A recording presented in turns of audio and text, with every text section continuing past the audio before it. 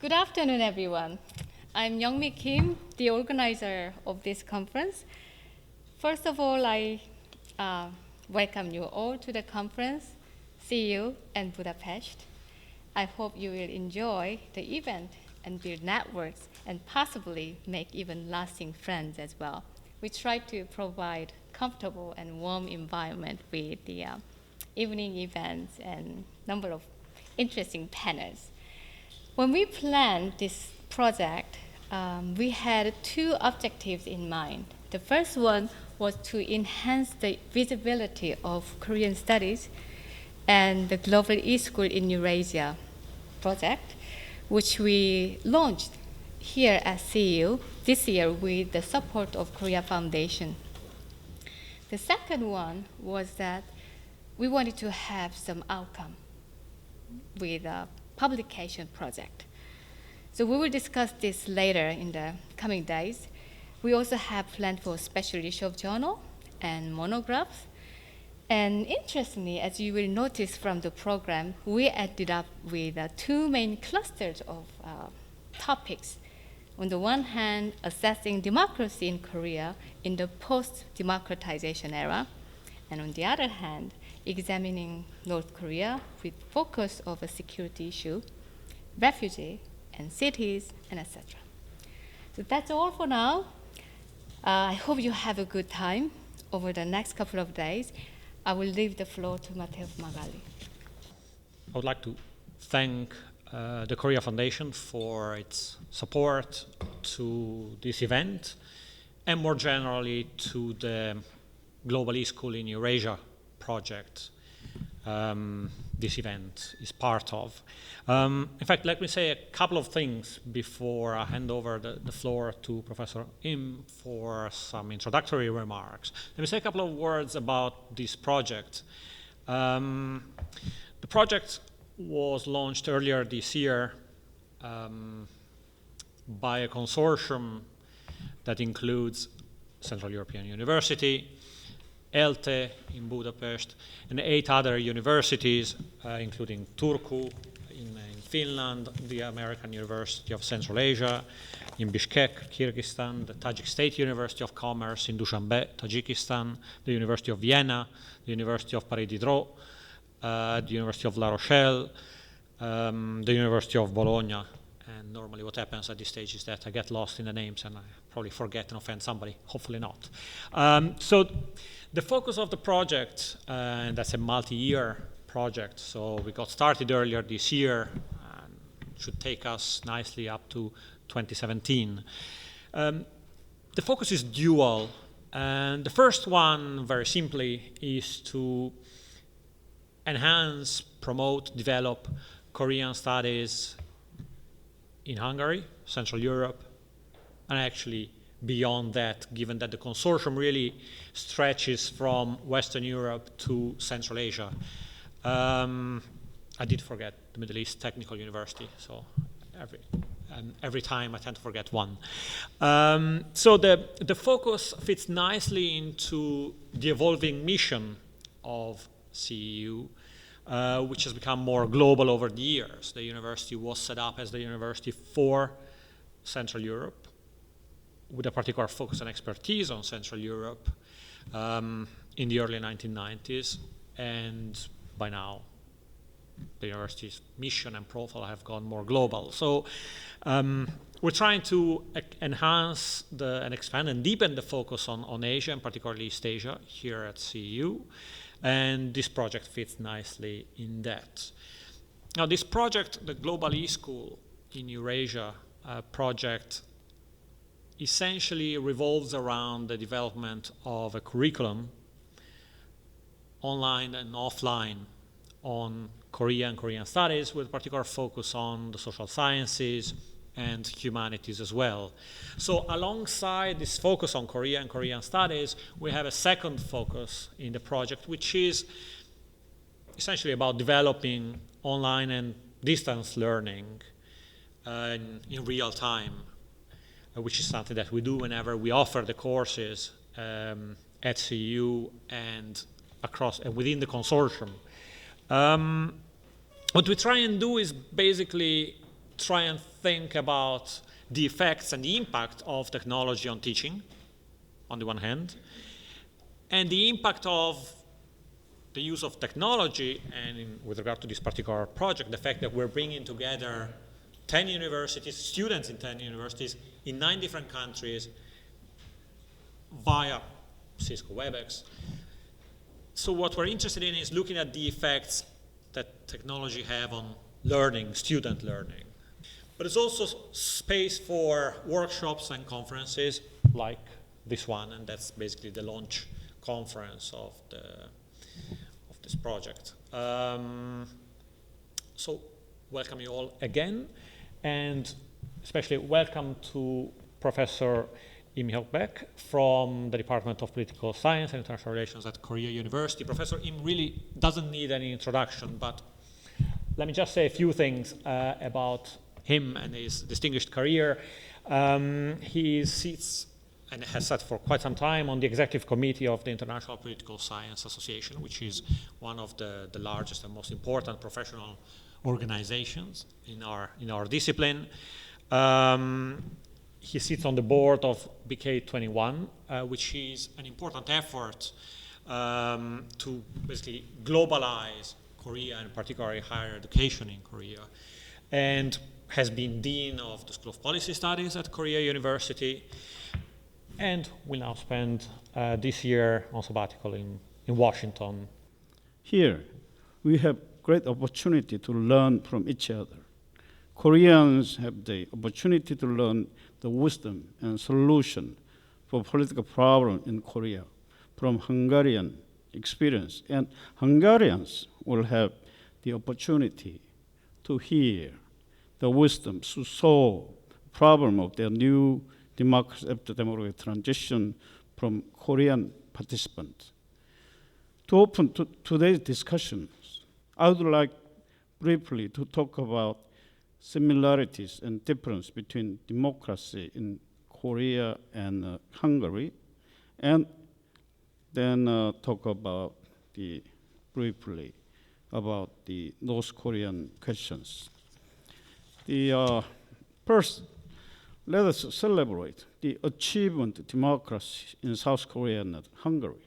Both Korea and Hungary passed Huntington's two-turnover test. Late Sam Huntington noted that a democracy may be viewed as consolidated if party or group that takes power in the initial election at the time of transition lose a subsequent election and turn over power to those winners. And if those election winners then peacefully turn over to those next election winners, then those democracies can be called consolidated democracy. And my teacher at the University of Chicago, Adam Przeworski, said, democracy is a political system in which parties lose election. So two-turnover is one of the decisive evidence that an emerging democracy succeeds in consolidating democracy. Korea made the first turnover by electing long-time opposition leader Kim Dae-jung to the president in 1997, and Korea completed the second turnover 10 years after the first turnover, when Lee Myung-bak and the Grand National Party peacefully retook power through presidential election on December 19, 2007. Hungary made two power rotation in much shorter period of time. Since the founding election in 1990, Hungary made the first turnover in 1994 by Socialist Party, and second turnover in 1998 by Fidesz and Hungarian Democratic Forum. So Hungary take only 8 years to make two alternation in power, while South Korea takes 20 years to complete two turnovers. Therefore, I can say that Korea and Hungary are the two most successful new democracies among third-wave democracies. Nevertheless, we are too early to celebrate ourselves because ahead of us, long, painful, rough road is waiting for us in our path towards a consolidated, sustainable, durable, and quality democracy. Therefore, by comparing Korean and Hungarian democracies and finding their similarity and difference, we can get the insight, wisdom, and lessons for improving our democracies. First, let me talk about similarities. Among several similarities, I would like to talk about international dimension. That is, in both countries, the disintegration of international Cold War system generated the motive force and the breathing space for democratic transition. Hungary was the first socialist country that started the so-called 1989 revolution in Eastern Europe by dismantling its 150-mile-long border fence with Austria. And this led thousands of their citizens illegally to cross over to the west through Hungarian-Austrian border. Especially German refugees sparked the fall of Berlin Wall, and socialist dictatorship in Eastern Europe fell down like dominoes after the fall of Berlin Wall. And in East Asia, loosening of American unilateralism in late Cold War years opened the space for democratic movement. Philippines started first after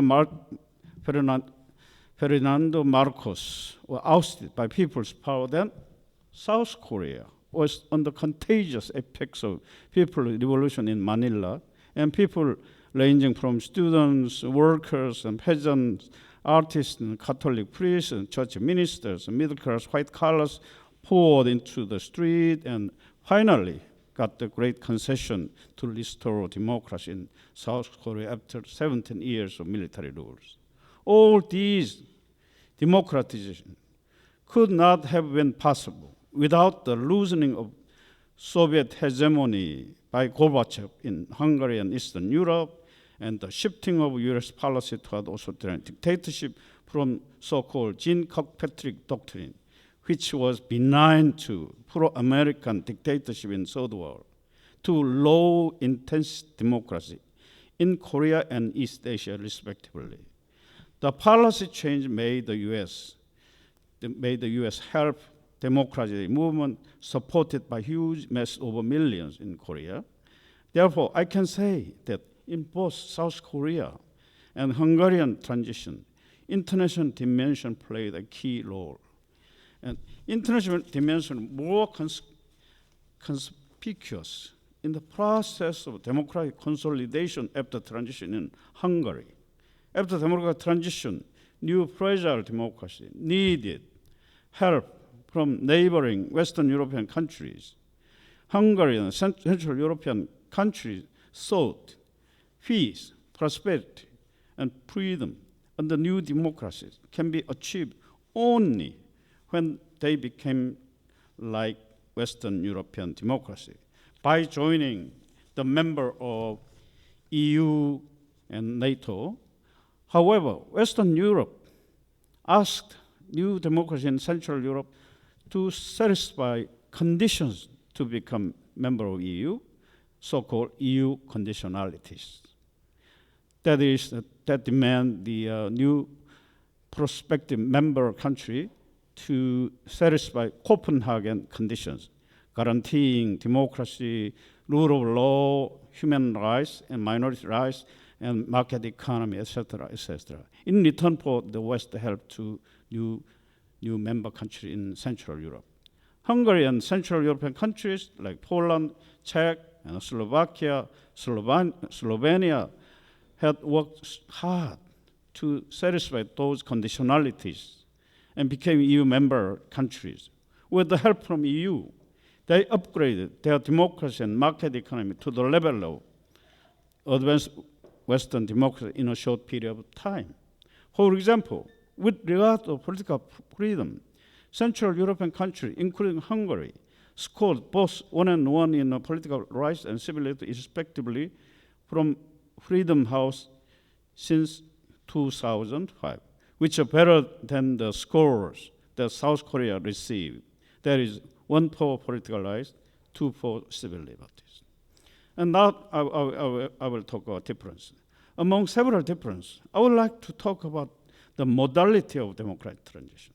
That is, in South Korea, democracy emerged out of economically successful authoritarian regime, while in Eastern Europe, including Hungary, democracy emerged as the alternative to failed authoritarianism with regard to economic development.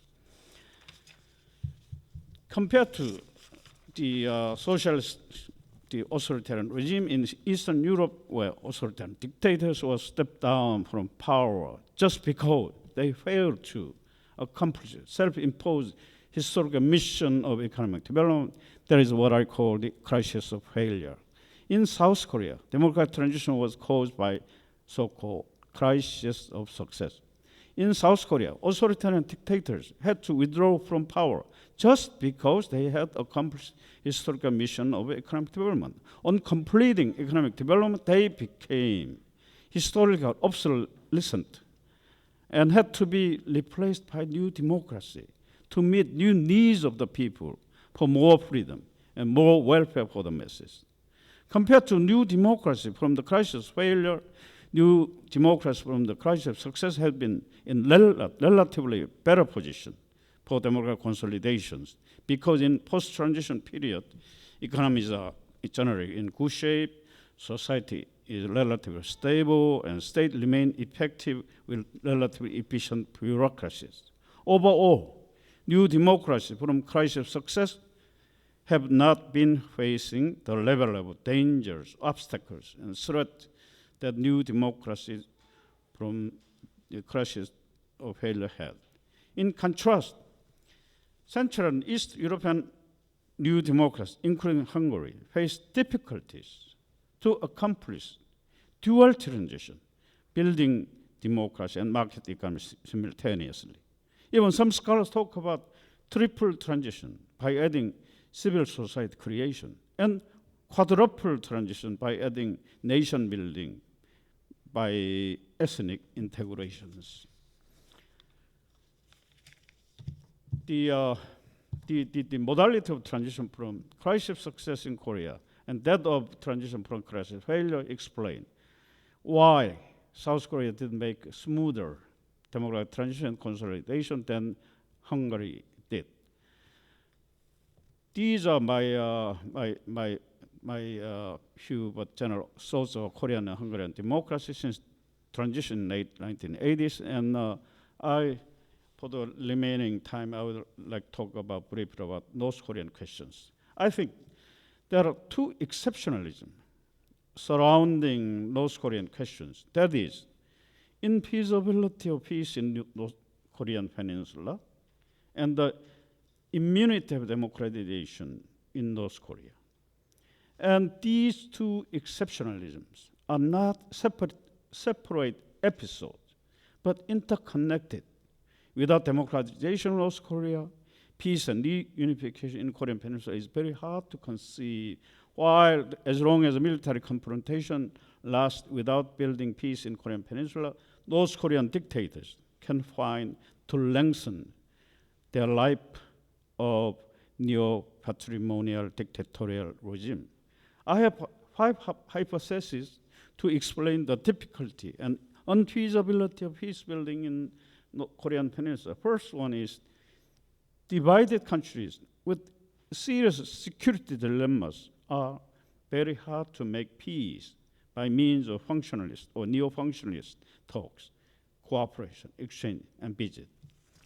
And second one is the longer the division has lasted, and the larger the political, economic, social, and cultural heterogeneity has built in formerly homogeneous divided countries, the more difficult those divided countries can restore peace and eventually unification. And third one, even though democracy may rarely go to war with one another, that is democratic peace theory, democracy can go to war with a dictatorship, regardless of dictatorship is a neighbor or shares the same nationalities. While the asymmetry between divided country promote functional integration spillover to peace building. In divided countries, military symmetry or balance of power entices divided country to strengthen alliance with hegemon and to promote arms race rather than peace building. Last one, while conscious and homogeneous ethnic identity among people in a divided country promote peace and eventual reunification, that of heterogeneous ethnic identity among peoples in divided country does not promote peace but secession or perpetual national division.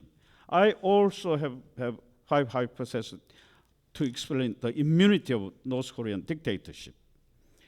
The first one is the more developed SNS and social media are, the more likely take place postmodern democratization in neo-patrimonial socialist dictatorship. Second, as long as China protects North Korea because of vital strategic value of North Korea to China, North Korean dictatorial regime can survive despite SNS-mediated popular protest, mass famine, and nuclear crisis.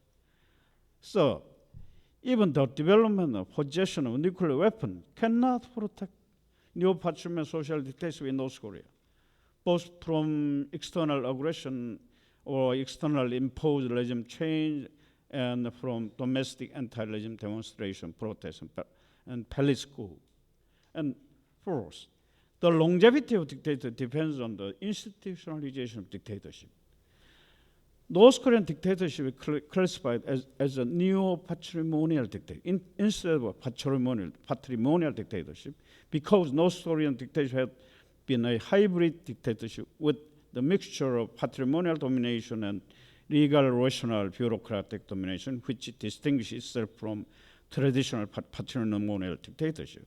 North Korean dictatorship is also a socialist dictatorship in which Communist Party play a major role in ruling the countries.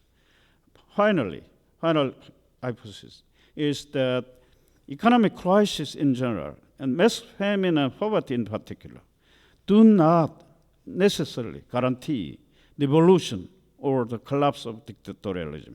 I think these hypotheses will be useful to find answer to the question of double exceptionalism in North Korea.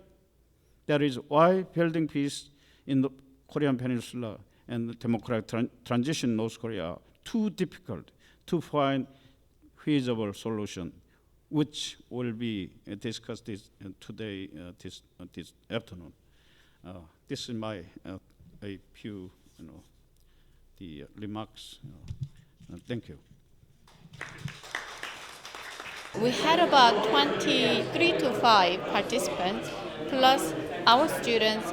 And interestingly, I'm so lucky to have a lot of audience from Budapest, from other universities like ELTE or Korean University, and also from the government side as well as embassies. So we have various guests, we get various audience. We invited a number of scholars, but not only scholars, but students who took part in Global E-School project. So some of them were actually our students who used to be on the other side of online. So this is their time to take part in physically and meet these, lecturers. And also we have a number of scholars who've been working on North Korea. Some of them visited North Korea so many times, and they did their PhD in there. One of our participants is a PhD candidate. He's going to finish his dissertation in 2 weeks. And I think that kind of paper that he's giving us is such a treasure, fresh research that we can invite him to our publication project. So I'm very excited. And also other scholars have been working on North Korea and their identity or refugees, interaction in South Korea or Central Europe or somewhere else. So these insights they bring from their paper are very valuable for us. So I'm so proud of them.